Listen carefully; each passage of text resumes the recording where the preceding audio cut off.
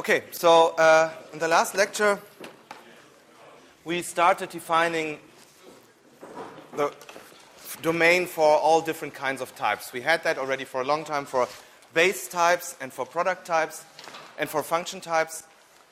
And now our goal was to define how the domain looks like for user-defined types as well. So let me quickly recapitulate what we did.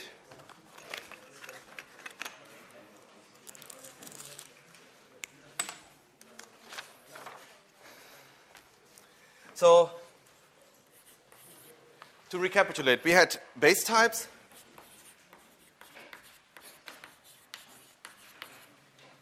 which would look like int or bool and so on. And here the corresponding domains would be, well, it would be the integers, but then lifted. And we had this operation of lift, and the operation lift means you add another bottom element which is smaller than anything else. And for booleans, you would have true and false lifted, so there's another bottom element. Now this is how it worked for base types. For product types,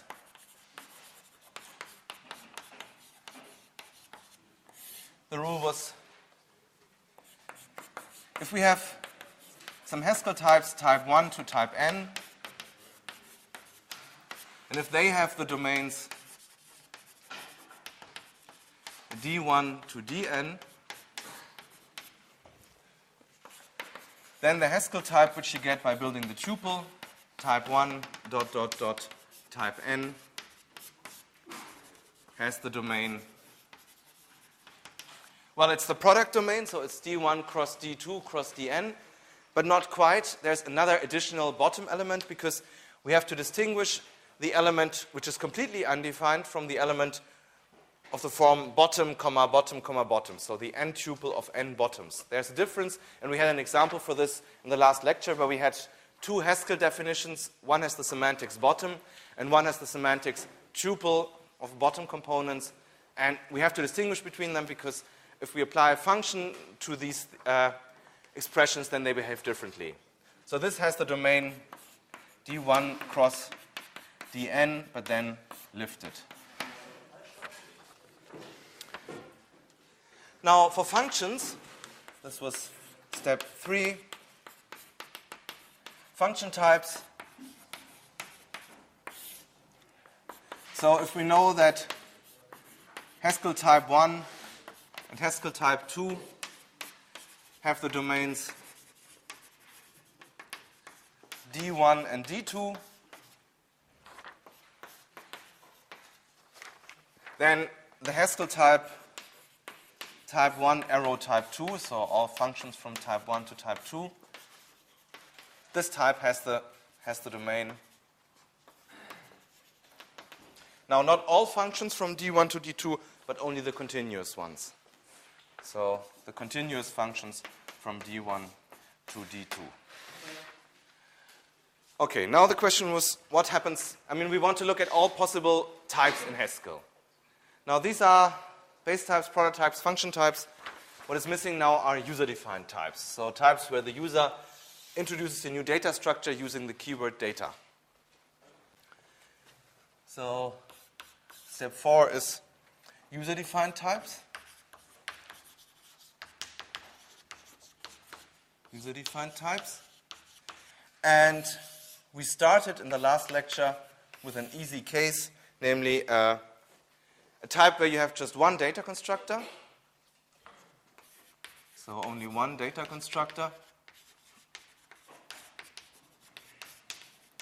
And no recursion. So the type that you just define does not occur in the arguments of the data constructor.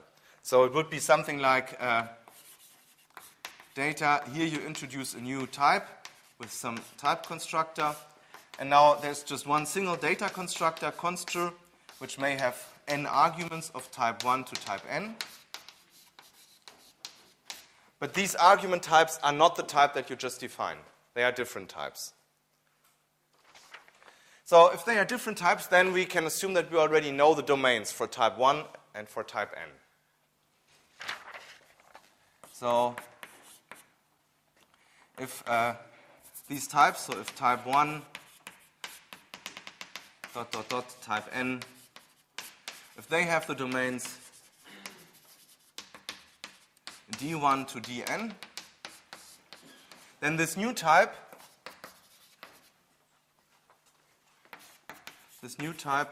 which is defined by this new type constructor, has the following domain.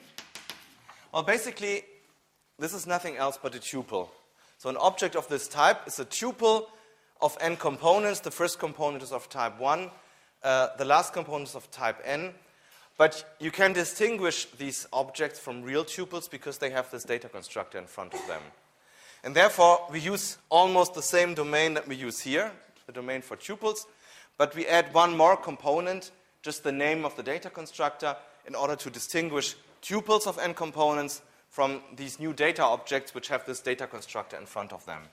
So we write the name of this data constructor in front, and then we add the n components, and this stuff has to be lifted again. So this is how far we got in the last lecture. Now, this is of course very restrictive. So the restrictions we have at the moment are just one data constructor, so normally you have more than one data constructor. Then no recursion, so interesting data structures which have infinitely many data objects, there you need recursion. And then up to now we disregard polymorphism, so there are no type variables. This type constructor has arity 0, there are no type variables over here. So in reality, in Haskell, you have polymorphism, so you can also have type variables. And so these are the three things that we still have to look at, and we have to extend. We have to make clear if we have types which do not satisfy these restrictions, how do the domains look then? So let's first look at the case where we have more than one data constructor. So several data constructors. But again, no recursion.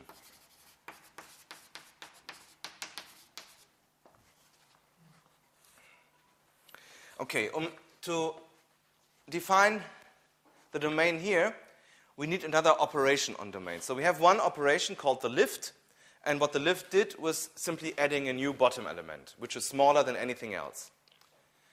Now we need another operation on domains, and this operation is very similar to the union. So we take many domains and just unite them. The only difference is that the bottom elements are all identified. So if we have domain 1 and domain 2 and we unite them, then normally you would have, well, the bottom element of domain 1 and the bottom element of domain 2. And instead of having this bottom element, we unite it. So we identify bottom of D1 and bottom of D2. And this operation is called coalesced sum. So this is definition 222, coalesced sum. Coalesced means verschmolzen in German. So this means verschmolzene Summe.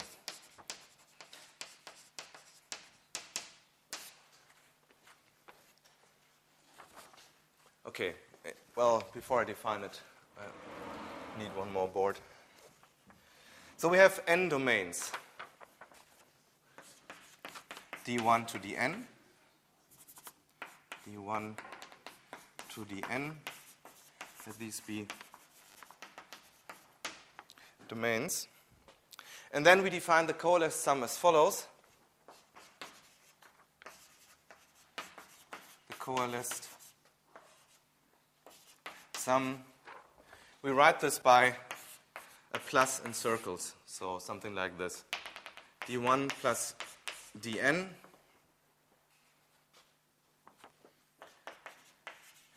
is defined as follows.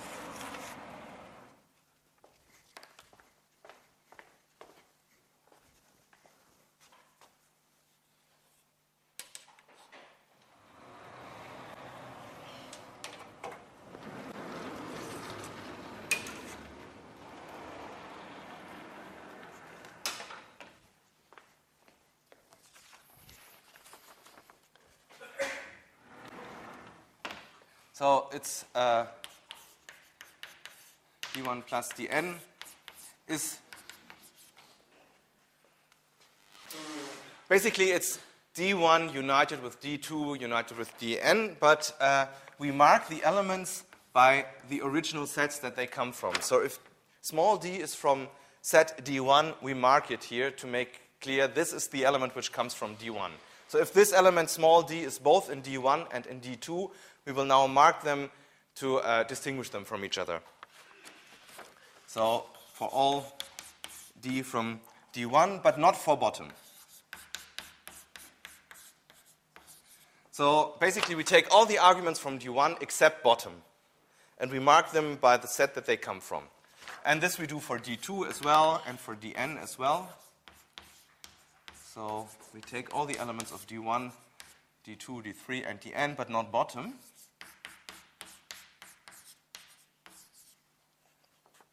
And so we removed all the bottom elements, and instead we add one new bottom element, which is the bottom element of this new domain D1 plus Dn. So that's the idea. We do a union, but identify all the bottom elements. So now there's just one bottom element, this one, and this replaces the bottom elements of D1, D2, D3, and Dn. Now again, the question is, how do we define this less defined or equal relation? And that is straightforward. So the relation, this less defined or equal relation on this D1 plus D2 plus Dn is defined as follows.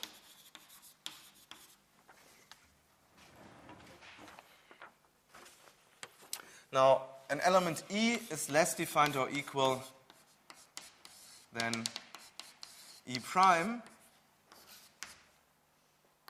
if, well, there are two possibilities. Either this E is the smallest element, this new smallest element, so E is this new bottom element of D1 plus Dn, or E and E prime come from the same original set.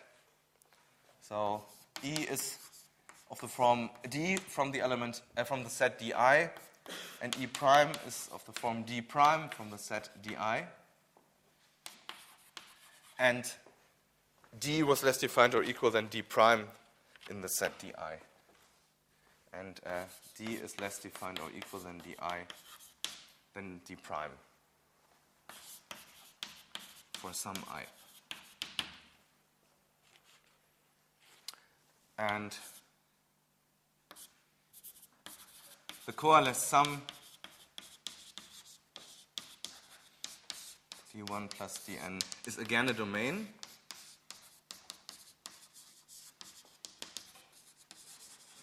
So if D1 to Dn are domains, then the same is true for D1 plus D2 plus Dn. And again, we often write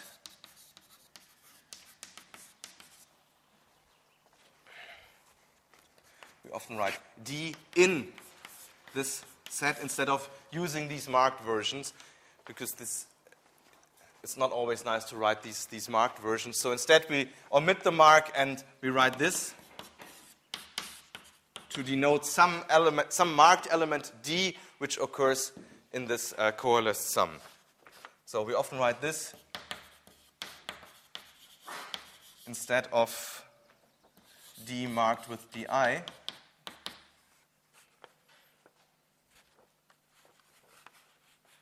So, in other words, this denotes a marked version of D which occurs in this coalesced sum. So this means a marked version of small d occurring in this coalesced sum set. Okay. Now, if you want to illustrate this by a picture, we illustrated the lift by a picture. We can also illustrate the coalesced sum by a picture. So suppose you have some domain D1, and here is the bottom element of D1. And now you unite this with, you build the coalesced sum with D2, and here is the bottom element of D2. So this means the things that are up above this bottom are bigger than bottom. And if you now build the coalesce sum, then these two bottom elements are merged, they are identified. So now the domain looks like this. You have this new bottom element of D1 plus D2, and then here you have all the elements of D1. So this is D1, and here you have all the elements of D2, but the bottom element is identified. So these two bottom elements are now the same. Okay, and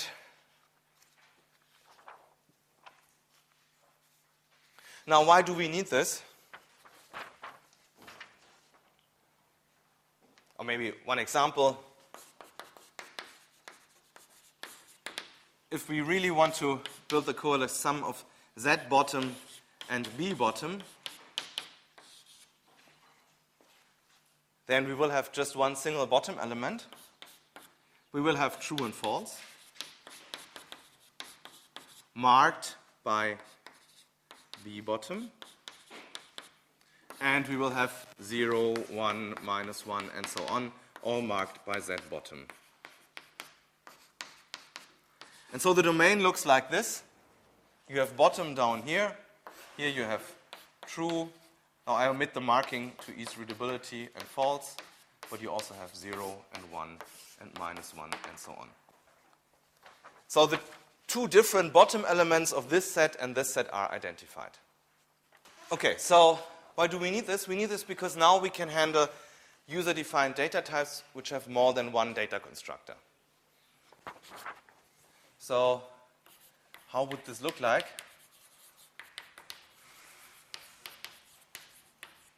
Well, it would look like this. The user would define a new data type, a new type constructor. But now we have not just one data constructor, but we have k data constructors. So this is constructor 1,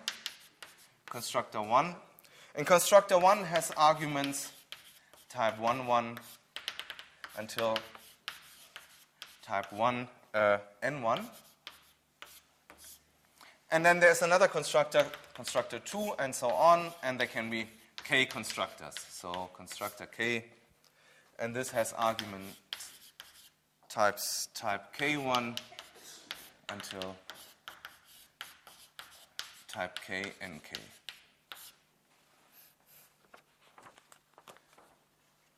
Now, what should be the domain for this? And now the idea is we first built the domain for just the data type which corresponds to only constructor 1. And we built the domain which corresponds to constructor 2.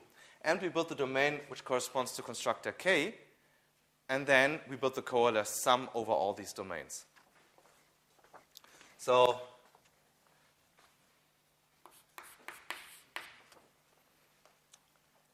if the idea is build the domains D1 to dk, where di corresponds to just those objects which are built with constructor I.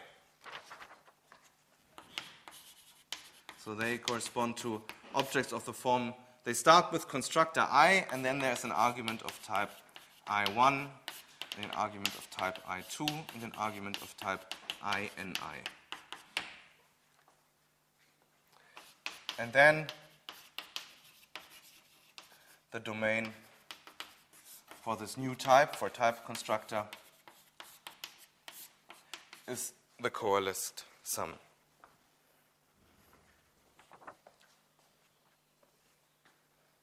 So it's D1 coalesced sum dk. So in other words, how does the domain look like?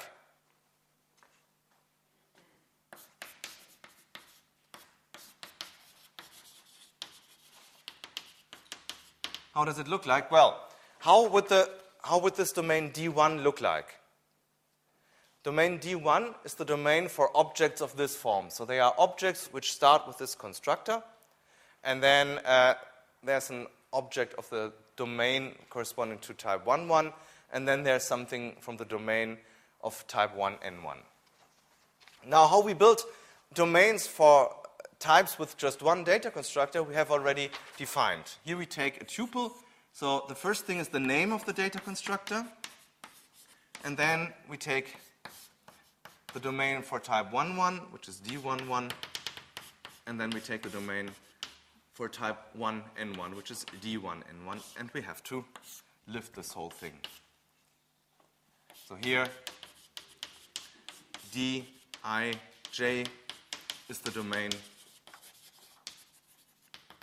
for type ij.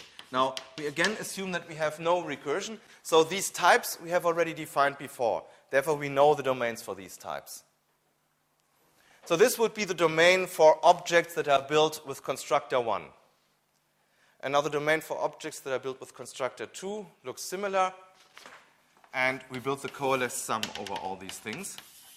And so here we have the domain for objects which are built with constructor k, and then nk more arguments. The first one is from domain k1, and the last one is from domain knk, and again this stuff is lifted.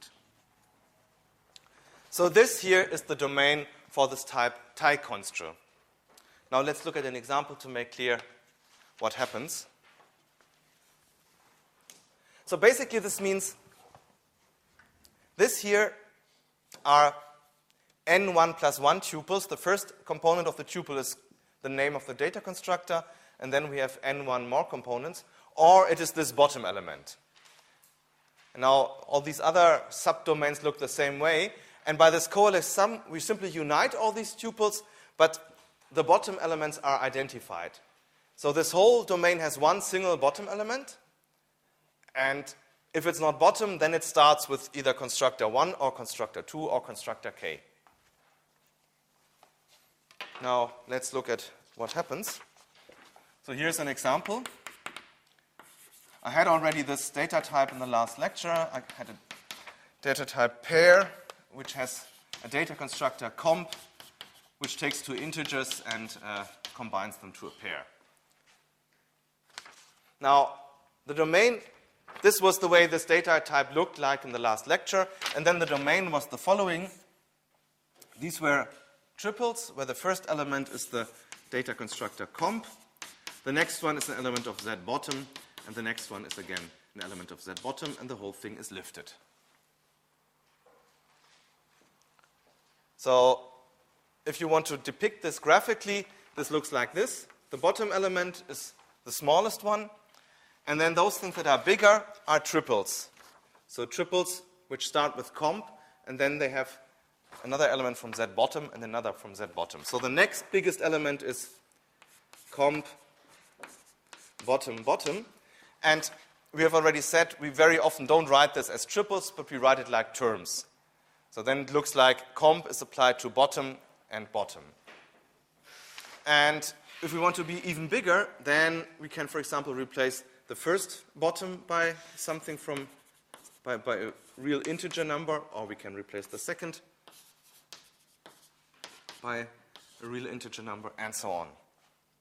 And now if we want to become even bigger, we might even have something like comp 0 and 1, or comp 0, 0. This would be bigger than both this and this, and so on. So basically the domain are all terms that you can build from the data constructors and bottom. Now comp is a binary data constructor. Comp takes two arguments. And the integers, they have infinitely many data constructors, and they are called 0, 1, -1, 2, -2, and so on. And so all ground terms that you can build from comp, the integers, and bottom, these are the elements of the domain. So this corresponds to all ground terms from the data constructors and bottom. And here the constructors are comp. This is the constructor of pair, and then the constructors 0, 1, minus 1, and so on. So these are constructors. So now we extend this data type pair by a second data constructor. Now let's say a pair is either a pair of integers or it is empty. Now we have two data constructors, this one and this one. Now if we only look at this here, this empty thing, then the domain would look like this. It would be the name, empty. Now there are no arguments of empty, so we leave it like this, but we lift it. So the domain, if we just look at this data constructor, would be a two-element set consisting of bottom and of empty. And if we now build the coalesced sum of this stuff and of this stuff, then we unite them, but we identify the bottom elements. So what happens is we get one more element here, namely empty. So this is it. So this is the domain for the coalesced sum of these two things. So the coalesced sum looks like this. Bottom is the smallest element. And if you want to be a bit bigger than bottom, then there are two possibilities. Either you have comp, bottom, bottom, or you have empty.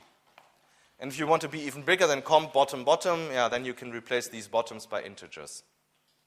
So this means in this domain there is something which is completely undefined, and otherwise you know at least the constructor that the object starts with. The constructor is either comp or it's empty.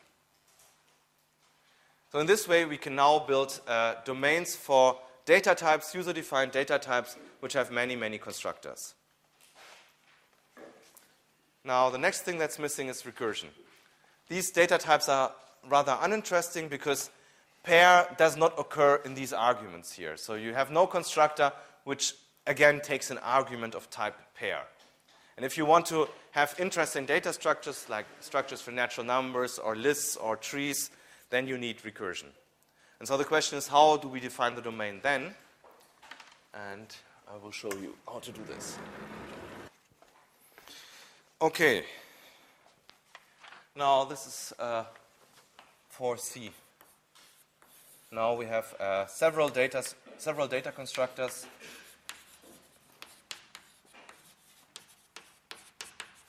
And we may also have recursion.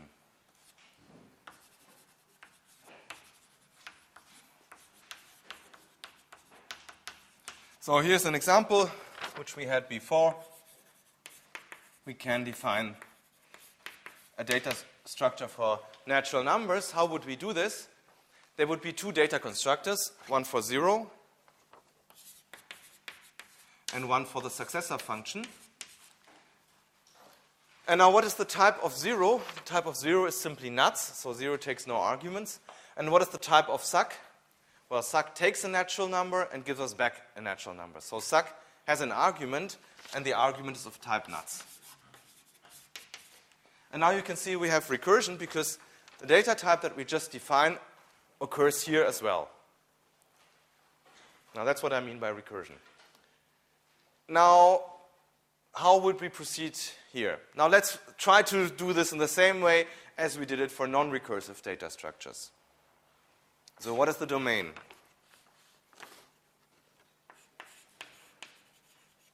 So let's say I call the domain dnuts. This is the domain for the data type nuts. How should it look like? Now, if we proceed as before, then what we do is we regard each data constructor on its own and build the subdomain for the objects that are built with this data constructor. And then we build the coalesced sum over all these subdomains. Now, if we just regard this data constructor, so assume nuts has just the definition with suc nuts is missing. Well, then there are just two objects, either 0 or bottom. So here the domain would be 0 lifted. And then we would have to build the coalesced sum with the subdomain that we get from here. Now, how does this look like? Well, we have said what we do is we take the domain for the argument types, but we add one more component with the name of the data constructor, and then we lift this thing. So what we would do is we would take pairs. The first element would be the name of this data constructor, suc. And the other component would be the domain for nuts. Now the domain for nuts we don't know yet, because this is what we just want to define. And so we want to define the domain for nuts. It will be called dnuts. So let me write dnuts here. And this must be lifted. And now you can see this is, again, a recursive definition. So we define dnuts here, but dnuts occurs in its own definition. So we see that dnuts occurs in its own definition.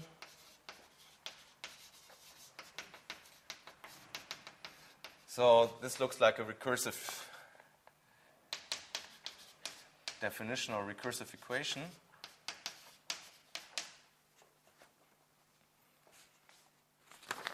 And now what do we do now? Well, we do something which is very, very similar to the way we defined the semantics of recursively defined functions. If you have a function, typically you use recursion for its definition. And then, what is the semantics?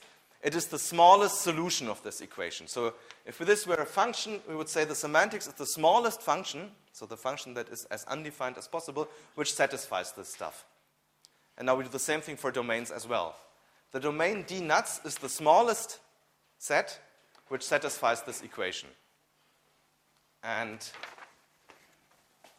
that there is, first of all, we have to be sure that this exists. So we have to be sure that these equations have a solution and even a smaller solution. And, well, domain theory gives us this result. So the idea is define the domain for nuts as the smallest solution of this equation. So in other words, this corresponds to the definition of the semantics for recursively defined functions.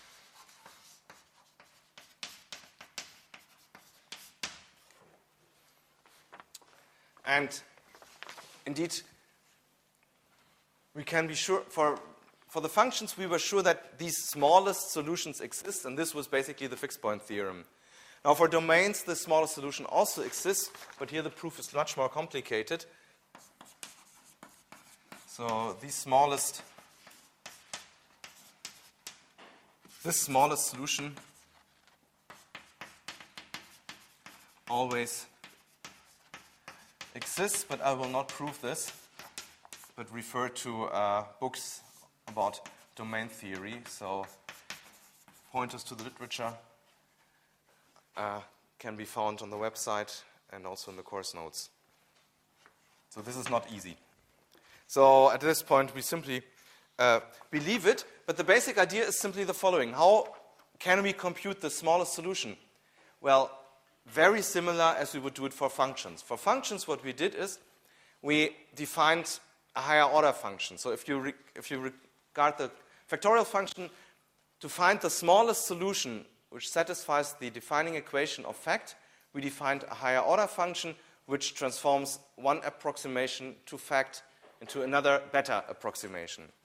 And then we take the least fixed point of this higher order function. Now here we do exactly the same thing.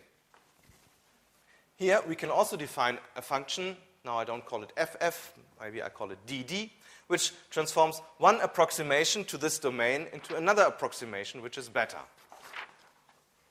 So for functions like fact, define a higher order function like FF, which transforms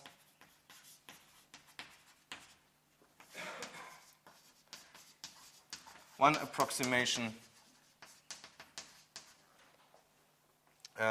into the next approximation. And then, as semantics, we take the least fixed point of ff, which we would also get by starting by applying ff to the completely undefined function and then applying ff again and again and again and again. Can also be reached by repeatedly applying ff to the completely undefined function. And now for domains, we do something very similar. If we need recursion, so domains like dnut, we also define a function. We define a function. Now here I will call it dd, which transforms one approximation to the domain into the next approximation.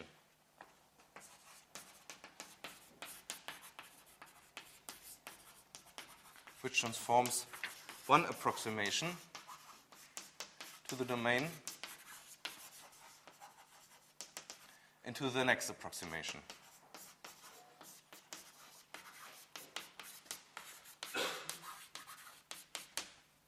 And then what we take is the least fixed point of this function dd.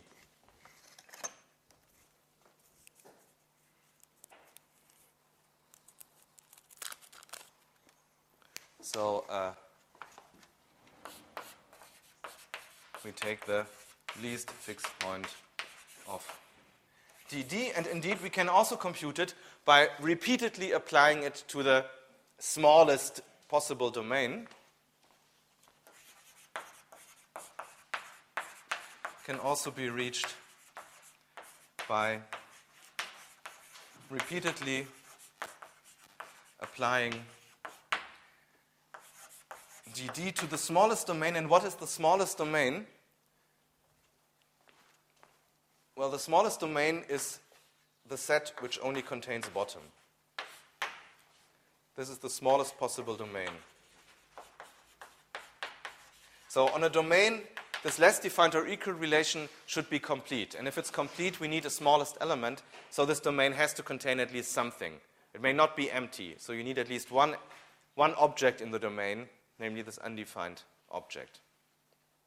Okay, let's do it, and then we see how the domain for the natural numbers looks like. Okay, so the first approximation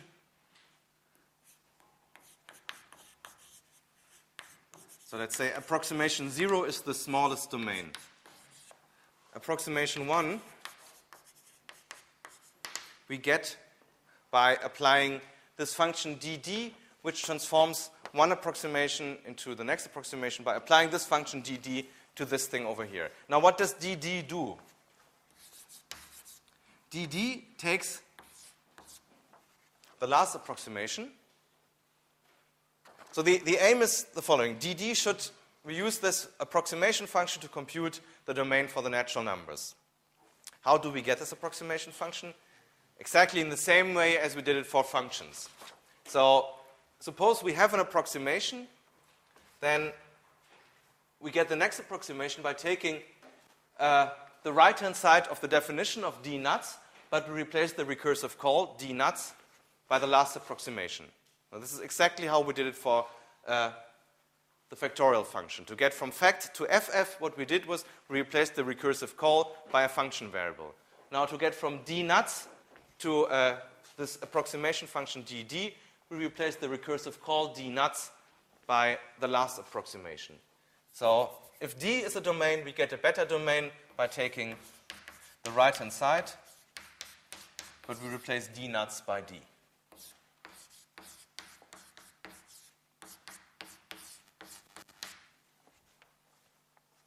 So this is the right-hand side of the dnuts equation where the recursive call of D nuts was replaced by D.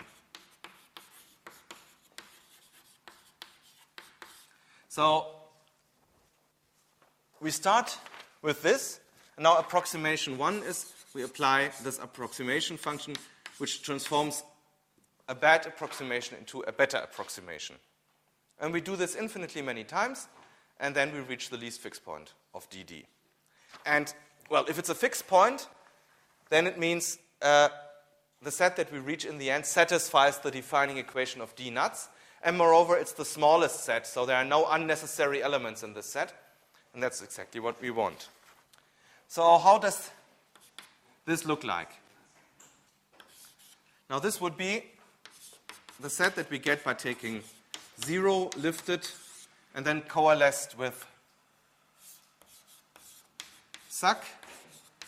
And now here we have to take the last approximation. Now the last approximation was the set only containing bottom. Now, what are the elements of this set?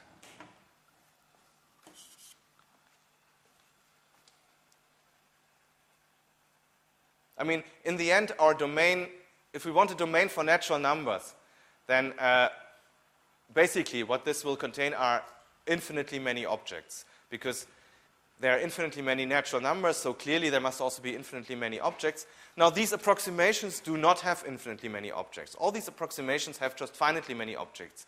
We get more and more objects, but just finitely many. So we can easily write them all down, and this one does not have very many objects. Now, this one had one object. That's a very bad approximation. This one has a few more, but again, not very many. How many objects are in this set? 3. 3 objects are in this set. How do they look like?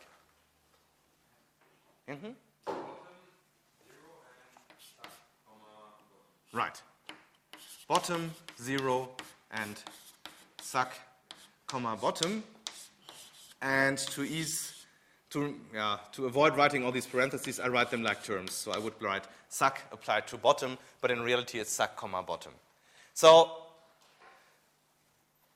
this thing is 0 and bottom, and this is suck, comma, bottom, this tuple, and bottom.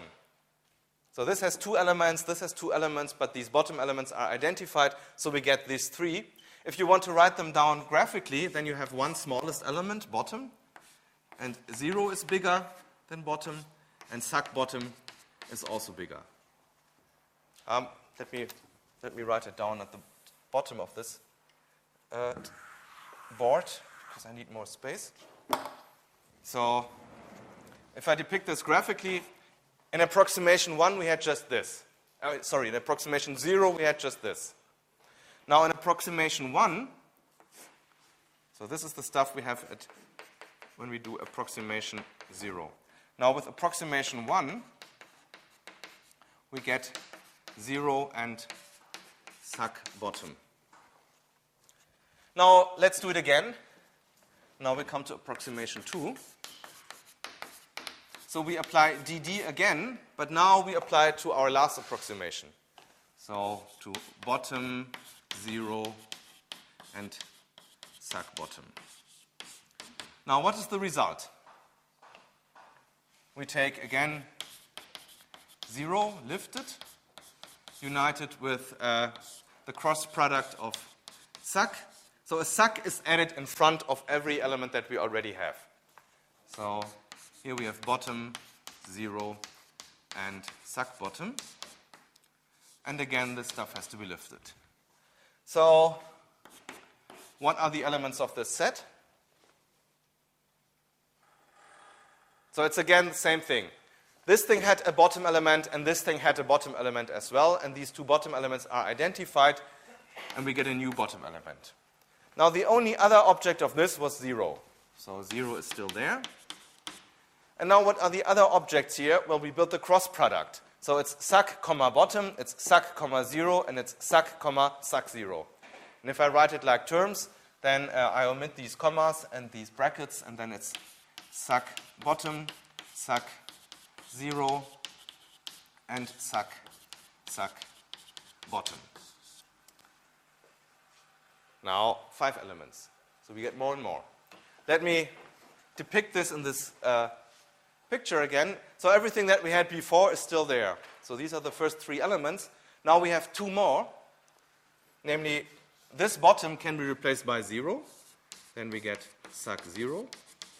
Or this bottom can be replaced by suck 0. So this is approximation. This is what we get in approximation step 2. Now, and we continue this. Now maybe you have an idea how it will look like in the next approximation step. Now when we went from here to there, what we did is either bottom is replaced by 0 or by suck 0. Now in approximation 3, we do the same thing. This bottom is replaced by 0 or by suck 0. Now we have 3 sucks. By suck bottom. So this would be approximation 3. And so on. And we do this infinitely many times. Now if you look at this, what is this? Well, we have the natural numbers are all there. 0, this stands for 1, this stands for 2. And if we do more approximations, we get 3, 4, 5, 6, 7, and so on as well. Moreover, we also have lots of undefined values, partially undefined values. We have something which is completely undefined, but we have also something where we know it starts with suck, but then it's undefined. We have also something where we know it starts with 2 sucks, and then it's undefined. Something which starts with 3 sucks, and then it's undefined. There are Haskell, for all of these expressions, you can write a Haskell program which has this semantics. Well, it's not very difficult. And you continue this infinitely many times. And then, in fact, there's even an object in there. We have infinitely many sucks applied to bottom. So you have something where, now if I write this as suck 3 times applied to bottom, and this is suck 2 times applied to bottom, then I will also have something where suck is applied infinitely many times to bottom. So this is the domain. I can also, if you find this unreadable, I have this also on the slide.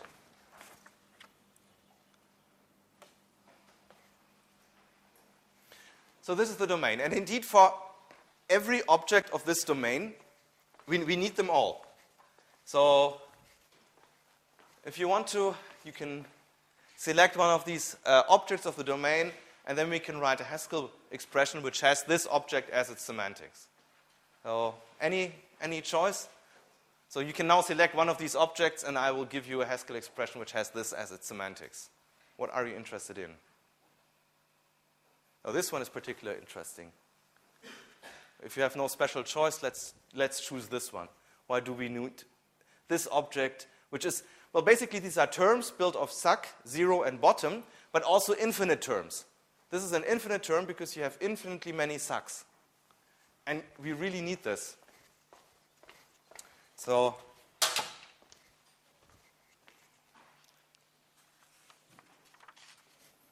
let's see why.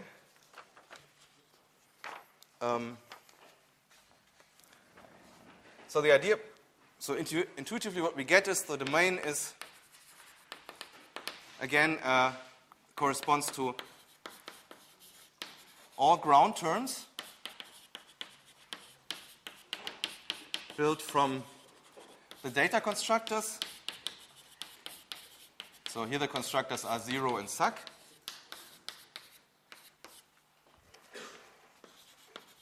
And bottom. But in particular, there may also be infinite terms, but only on those positions where the argument has the same type as the result. So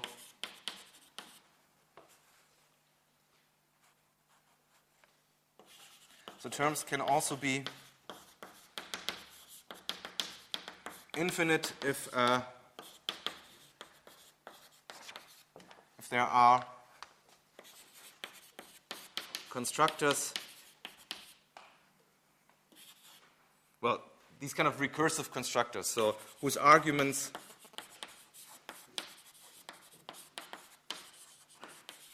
have the same type as the result.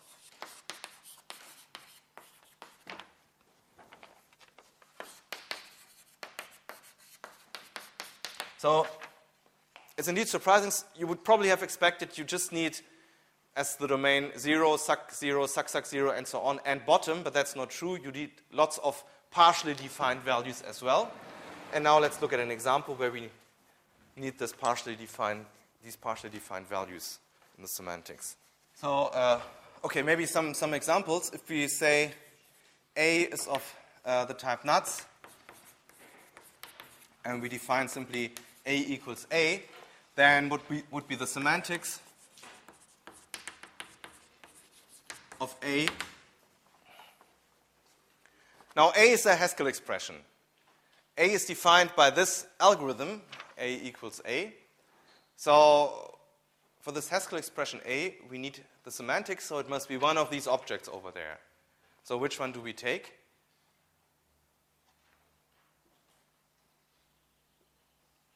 Well, what do we know about A? Do we know the constructor that it starts with? Not really. So A is really completely undefined. The semantics of A should be bottom. Now, what would be the semantics of the Haskell expression suck A? Now, we can write this in Haskell, right?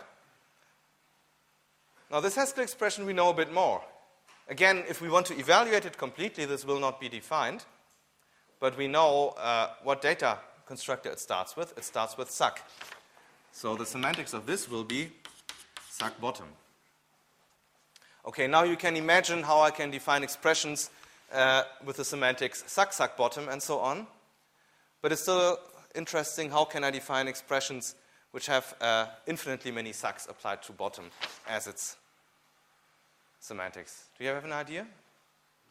Now, A is not helpful. Mm-hmm. A equals suck A. Right. Let me call it B. So if B is of type nuts and B is defined like this, then indeed, the semantics is this object on the very right. So the semantics of B would be infinitely many times suck applied to bottom. And you need this because, well, if you would say the semantics of this is 7 times suck applied to bottom, this would not describe the correct behavior, because if you then have some algorithm where you check whether an object starts with 8 sucks, and if it does, then you return 0, you can easily apply this to B and things will terminate. So the semantics of this really has to be this special object, otherwise you cannot model the real behavior of Haskell. So for each of these elements, you can give a Haskell expression which has the semantics, so we need them all. Okay, so this is how we define the semantics for user-defined data types. Now, the next and last step is the only thing that we did not regard yet is polymorphism. Up to now, we only regarded monomorphic types. Now, what happens if we have type variables? So this is step 5, polymorphic types.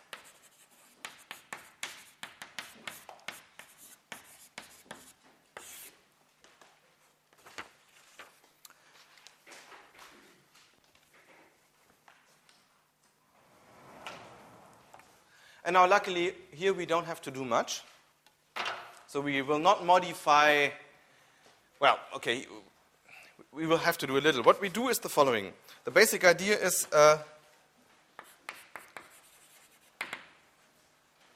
if you have an object which has a polymorphic type, so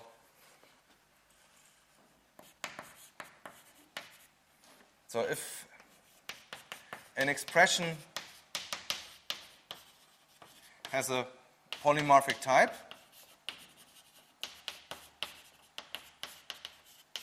so let's say, for example, a type like this.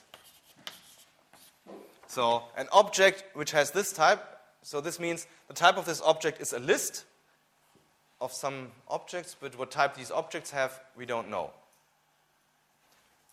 So an example would be the empty list. this has this type. Because this can be an empty list of integers, but it can also be an empty list of Booleans, whatever. Now, what other Haskell expressions have this type as well? There are not many, but there are a few more. So, for example, if you write something like, okay, let's wait a moment. So this would have this type. So if we have an expression that has this polymorphic type, then obviously this is the most general type, but it can also be used if you need something of type list of Booleans or list of integers and so on. So every object which has this type also has the type list of Booleans, list of integers, and so on. Then it also has all the types that result from the polymorphic type by instantiating the type variables.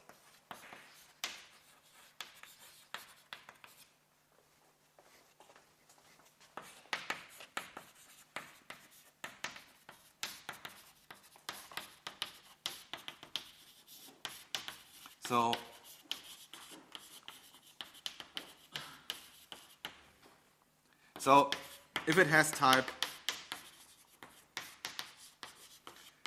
list of A's, then it also has the type list of any type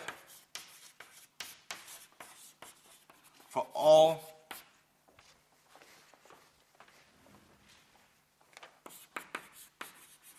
types, type underlined.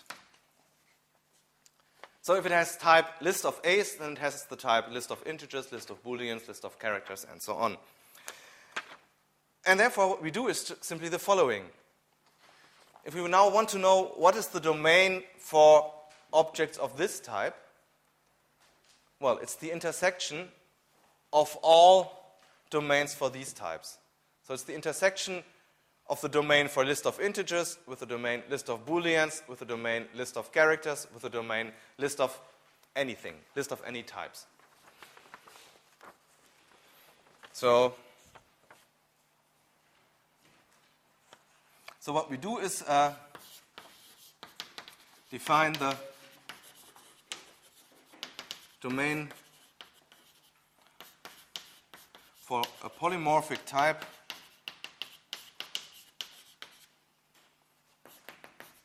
like A as the intersection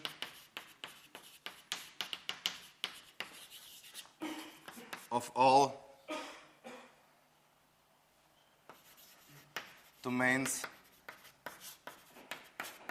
for the instantiations of this type. So in other words, if so the domain for lists of type A is the intersection of domain for lists of integers intersected with domains of list of Booleans, and so on. So in other words, it's the intersection for, if we take any Haskell type, we take the domain for these Haskell types.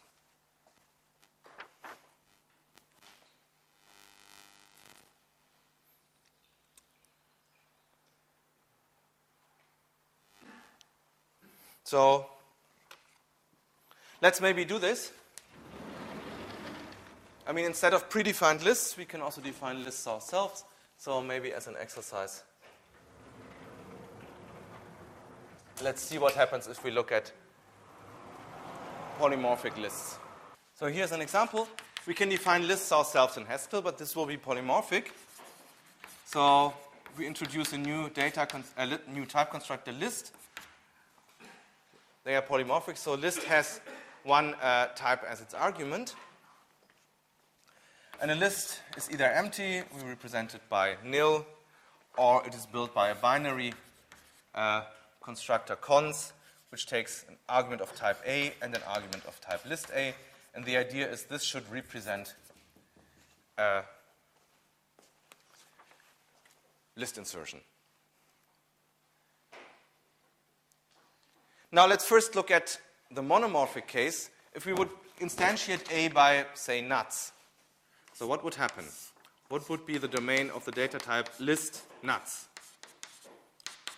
Well, by definition, we would build this recursive domain equation. So we'll first look at this constructor, and here the subdomain would be nil lifted, and we build the coalesce sum for this subdomain. So here we have the constructor cons.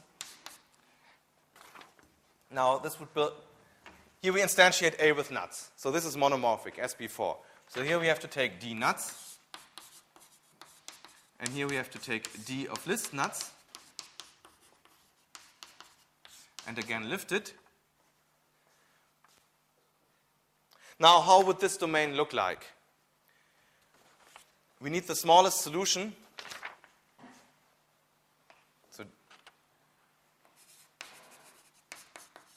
So we need the smallest solution of this equation.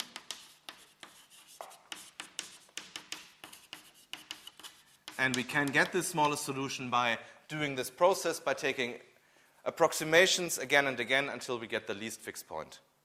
Now, how would this look like? Let's try to depict it. Now, the smallest element would clearly be bottom.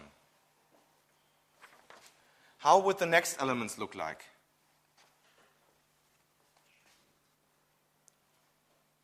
What are the next bigger elements than bottom? Well, the next bigger elements come either from this set or from this set. In other words, they are built with nil or they are built with cons. So if you want to have something which is bigger than bottom, then it is either nil or it is built with cons. And if we want the smallest element built with cons, then the other arguments have to be bottom. Now, if we want to get bigger now, then we can only get bigger here by replacing these bottoms by something which is bigger. Now, this bottom comes from D nuts. So in order to get bigger here, we have to replace it by something from nuts. So, for example, by cons 0 bottom or by cons suck bottom. And if we want to replace this stuff, we can replace it either by nil or by cons bottom. So we get cons bottom nil, and we get another element cons of bottom, cons bottom. And so on. And of course this will grow. So there are infinitely many elements. So this basically means this is a list where you know nothing. Everything is undefined. There is a list where you at least know it starts with cons, but you don't know much more. Here you know at least the first element of the list. It is 0, but the rest is undefined. Here you don't even know the first element of the list, but at least you know it starts with suck. More you don't know. Here you know it's a list with one element, but the element is undefined. Here you know it's a list of at least one element, but both this element and the remainder of the list are undefined. And now up to now we have the only element where everything is completely defined is here, but if we go to the next step, here we would have an element cons 0 nil. This would be the next element where everything is completely defined. And well, all the lists of natural numbers are in there, but also many elements where parts are undefined. And again, you need them all. So for each of these elements of the domain, you can find a Haskell expression which has the semantics. Now, this is list nuts. Now, in the same way, you can, of course, define the domain for list bool or for list character. And now, what is the domain of list A, of this polymorphic type? So what would be the domain of list A? It would be the intersection of the domain list nuts, list bool, list int, list anything. So for all types,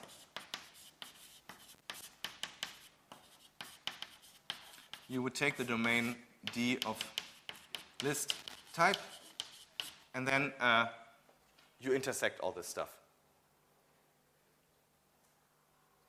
Now, let's look.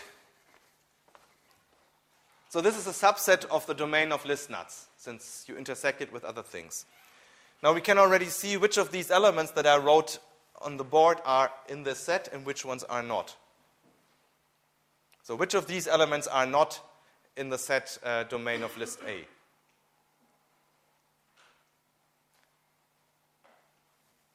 Mm-hmm. Where 0 or suck occur. Exactly. 0 or suck only occur here because this thing is because I know that this is something of type nuts. Now if this were something of type bool, then these elements would be cons true bottom and cons false bottom. They would look differently. So these elements are not in this intersection. This one is in this intersection, this one is, this one is, this one is, this one is, and so on.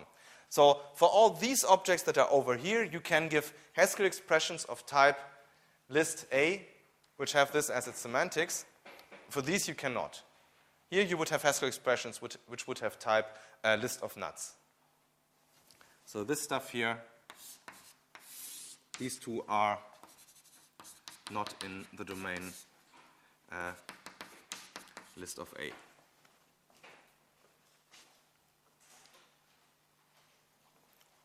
Okay. You want an example for something which is for one of these objects, an expression of type list A which has this as its semantics? Let's do this for one of these. So which one do you like? Maybe this one? No, I think this one is uninteresting. Maybe this one. Maybe this one. Okay. Cons bottom bottom. So we want something where the semantics is cons bottom bottom. Now, how can we get this? Now, this is not so difficult. Let's say I'm running out of names. So f is of type A, and f is defined to be f.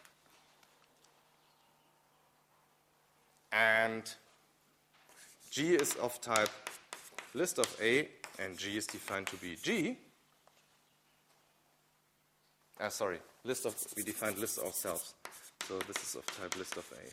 Then what would be the semantics of G? It would be bottom of list A. And what would be the semantics of F? It would be bottom, but now of type A. And so if I take the semantics of, if I do no mistake, cons FG, then this will be cons bottom bottom. Okay, this is no big surprise. Maybe cons bottom nil would have been more interesting. Then you would take cons F nil here. That's also not very interesting. So this is how we get polymorphic types. We simply take the monomorphic types and intersect them all. And there's a little bit which will remain in this intersection. So this intersection is normally not empty. But most of the interesting stuff is removed. So the only completely defined object that you have in here will be nil. Everything else is not completely defined. Okay. So now we have seen this all. And what we do now is we put it all together. We have these 5 steps for all these different types. And now to make life easier, we unite this all. So now we build one big domain DOM, which contains all this stuff. So it contains the domains for all possible Haskell types and a little bit more. So there will also be some junk expressions which do not correspond to a val-type Haskell expression. This we didn't have up to now, because up to now we took the types into account. I mean, if you look at these, this domain for nuts, there's really, for every object of this domain, there is a Haskell expression which has this as its semantics. Now we just put it all together and don't care about types anymore. And then, of course, we get objects which would correspond to not well-typed Haskell expressions, but that doesn't really matter. It makes life easier because then we just have one single big domain. So to simplify the definition of the semantics,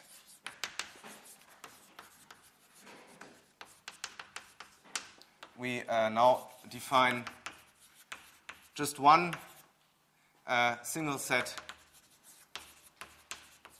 DOM which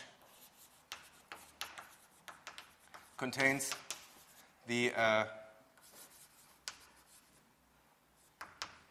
domains for all Haskell types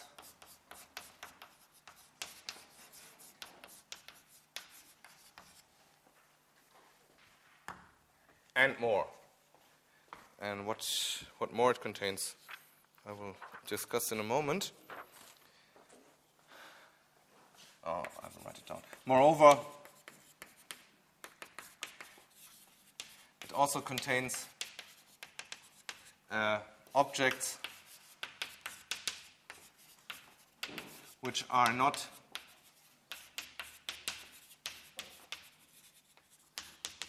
the semantics of any well-typed Haskell expressions.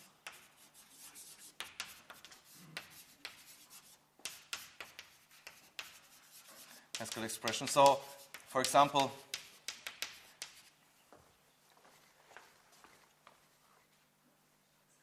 it will contain things like not only suck of 0 or suck of bottom, but also something like suck of true.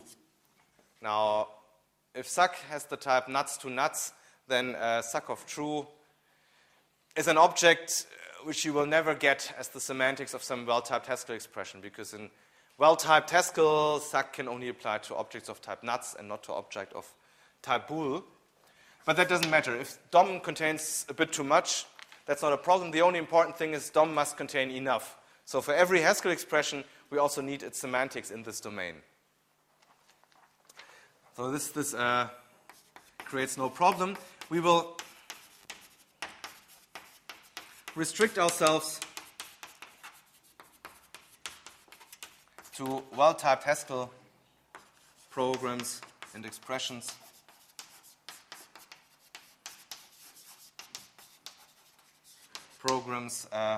when defining the semantics.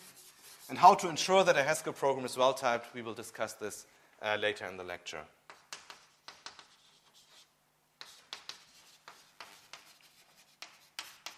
So what DOM should be a big set, and it should contain all objects of any domain. So for any possible Haskell type, the corresponding objects should be in DOM, and DOM may also contain a bit more. So how can we define one big set DOM which contains everything that we need? Okay, and moreover, we do some more restrictions.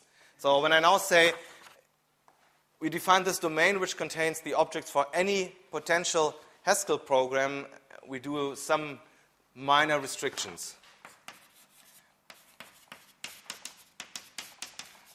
So we restrict ourselves to Haskell programs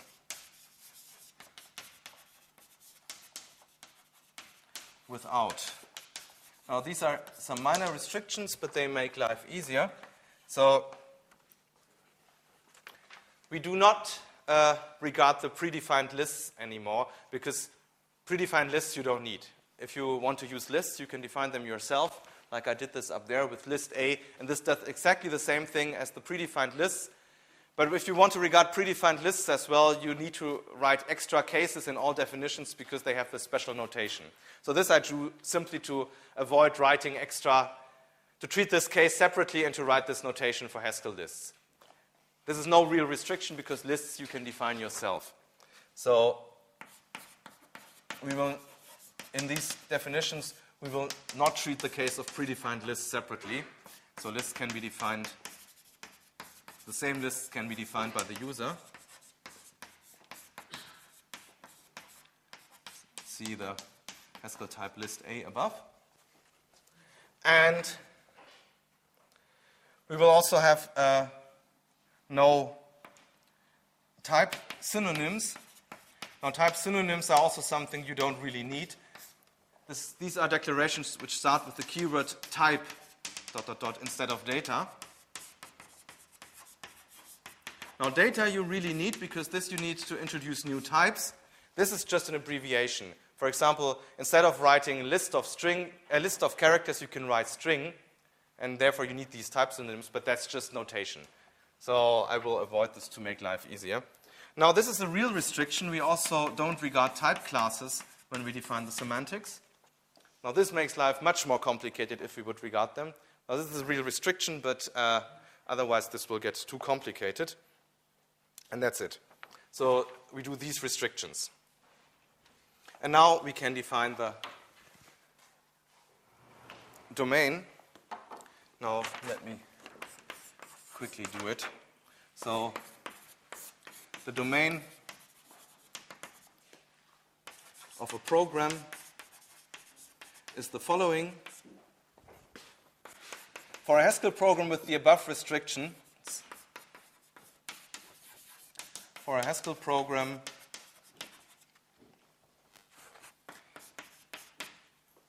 well, in order to define the domains for all user-defined data types, of course, we need to know how the user-defined data types look like. So let's put the data constructors of arity n into one set con n. So let con n be the set of all data constructors of arity n. Now we disregard the types, but the arity we still regard. So con n is the set of all data constructors of arity n. So, for example, con 1 might contain the data constructor suck. And con 0 also contains the data constructors 0, 1, minus 1, and so on. So the data constructors of z and b and the floating point numbers and the characters. So all these predefined base types, we regard all the objects of these predefined base types as data constructors of arity 0. So these are the booleans, the floating points, and the characters. And then the domain DOM is defined to be the smallest solution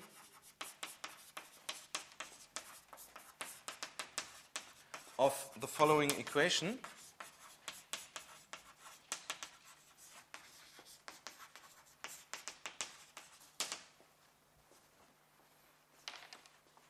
So it's the following equation. DOM contains, well, DOM has to contain subdomains for functions. I will define what this means in a moment. It contains a subdomain for tuples with 0 components, a subdomain for tuples with 2 components, subdomain for tuples with 3 components, 4 components, and so on. And it contains a subdomain for objects that are built with constructors of arity 0. So this I call constructions 0. And a subdomain for object built with constructors of arity 1. I call this constructions 1, and so on. And now, what is functions, tuples, and constructions? Now, let me write this down, because then we can finish this definition. So, functions is the subdomain for functions. So what is the domain for functions? These are the continued functions on the domain. So functions are all continuous functions from DOM to DOM, lifted. Tuples. Now tuples with 0 components is just the set of the empty tuple lifted. And tuples with more components, so tuples n is DOM cross DOM cross DOM cross DOM n times lifted. And finally, constructions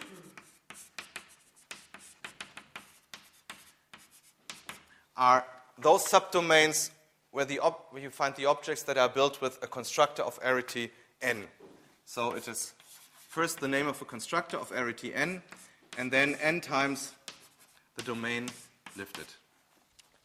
So you see that this is a recursive equation because you have DOM equals, and then DOM occurs on the right-hand side of this definition as well, many times, here and here and here and here. But we look for the smallest solution. And so you can be sure that a DOM also contains all continuous functions from DOM to DOM. It also contains all tuples, arbitrary many components.